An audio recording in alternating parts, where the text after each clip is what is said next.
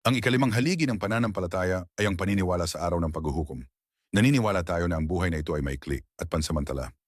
Mabubuhay tayo sa mundong ito ng 70 taon, 80 taon, 100 taon kung tayo ay mapalad, pero mamamatay tayo. Hindi tayo naniniwala sa reinkarnasyon at na magkakaroon ng walang katapusang bilang ng mga buhay, pero naniniwala tayo na tayo ay bubuhayin muli at mamumuhay ng isa pang buhay na magiging walang hanggan. Minsan sa buhay na ito, nakikita natin na may mga bagay na nangyayari na hindi natin maintindihan. Nakikita natin ang masasamang bagay na nangyayari sa mabubuting tao. Nakikita natin ang mabubuting bagay na nangyayari sa masasamang tao. Tinanong natin, nasaan ang awa? Nasaan ang katarungan?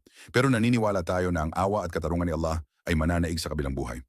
Sa buhay na ito, natutuklasan natin na ito ay isang pagsubok at ang layunin ng buhay ay makilala natin ang Diyos, mahalin siya, maniwala sa Kanya at sambahin siya sa pamamagitan ng pamumuhay sa paraang kalugod-lugod sa Kanya.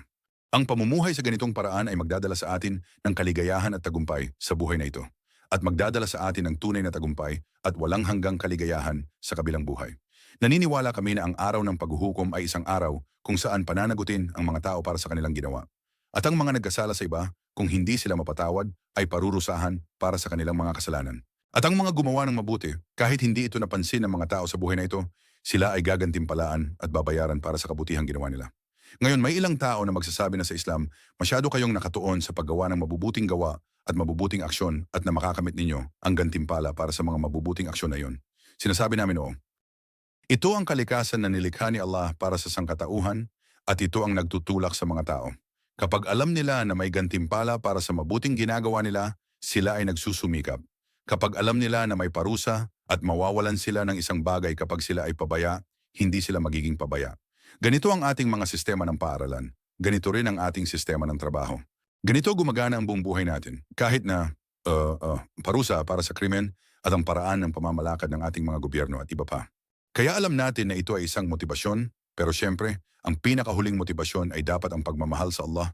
Dapat ang ating pasasalamat sa Kanya para sa lahat ng mga biyaya at lahat ng Kanyang kabutihan, para sa Kanyang pagpapatawad sa lahat ng ating mga pagkukulang, para sa atin na hindi natutupad kahit isang bahagi ng Kanyang mga karapatan. Tinanong si Propeta Muhammad, sumakanya nawa ang kapayapaan, nang banggitin niya sa kanyang mga kasamahan na walang sino man ang makakapasok sa paraiso dahil sa kanilang mga gawa o kilos. Nagulat ang mga kasamahan. Sinasabi ng kanyang mga disipulo, palagi kaming sinasabihan na kailangan naming gumawa ng mabubuting gawa at napakahalaga na gumawa ng mabuti. Kaya sinasabi mo sa amin na walang makakapasok sa paraiso dahil sa kanilang mga gawa? Sinabi niya, wala. Sabi nila, kahit ikaw? Dahil ang Propeta Muhammad, sumakanya nawa ang kapayapaan at pagpapala ng Allah ay nagpakasakit sa kanyang pagsamba sa Diyos at gumawa ng higit pa kaysa sa karaniwang tao. Sinabi nila, kahit ikaw? Sinabi niya, kahit ako hanggang at maliban kung ako ay balutin ng awa ng Allah. Kaya't sa awa at biyaya lamang ng Diyos makakapasok ang mga tao sa paraiso, makakamit ang kanyang kapatawaran at maliligtas. Paano natin makakamit ang kaligtasan? Sa Islam, ito ay direktang koneksyon sa pagitan natin at ni Allah.